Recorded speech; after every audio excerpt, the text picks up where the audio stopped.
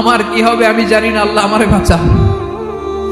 প্রতিটি নবী বলবে নফসি নফসি, আল্লাহ তুমি আমারে বাঁচাও আমারে বাঁচাও। বিশ্বনবী মাথা তুলবেন, তুলে বলবেন রব্বি হাবলি উম্মতি, আল্লাহ তুমি আমার গুনাহগার উম্মতকে বাঁচাও।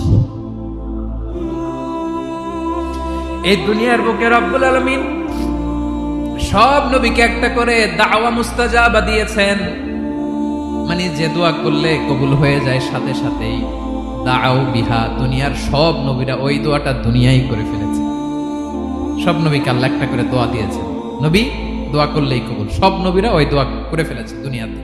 বিশ্বনবী বলেন আমি করি নাই।